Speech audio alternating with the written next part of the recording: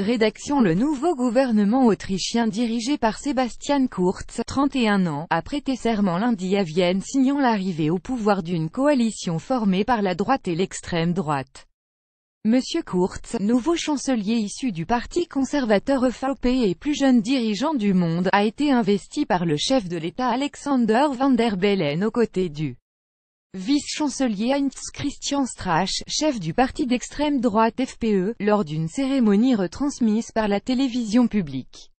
Dans le même temps, non loin du palais présidentiel où se déroulait l'investiture du nouvel exécutif, plusieurs milliers de personnes manifestaient contre la participation du FPE au gouvernement, rassemblées derrière des banderoles proclamant « Les nazis dehors » ou « Mort au fascisme ».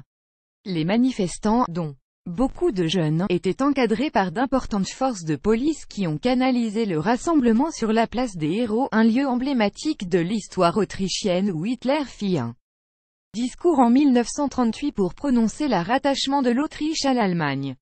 Le chef de l'État Alexander Van der Bellen, un écologiste libéral, s'est dit conscient que certains étaient sceptiques voire hostiles à la nouvelle majorité.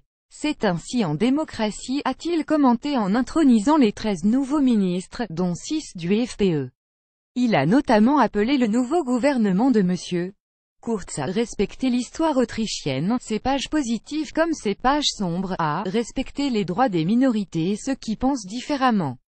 L'alliance LO-VPFPO vient couronner une année faste pour l'extrême droite en Europe, qui a également réalisé une forte progression aux Pays-Bas, en France et en Allemagne, sans toutefois parvenir à s'y hisser au pouvoir. Les négociations entre les deux partis avaient été engagées à l'issue des législatives anticipées du 15 octobre remportées par le Parti conservateur. Le FPE disposera pour la première fois de 3 ministères régaliens au sein du gouvernement, à savoir la défense, l'intérieur et les affaires étrangères, ces deux derniers portefeuilles lui ayant toujours échappé jusqu'à présent. Le FPE avait déjà gouverné avec les conservateurs de 2000 à 2007, une arrivée au pouvoir qui avait alors donné lieu à l'adoption durant quelques mois de sanctions européennes.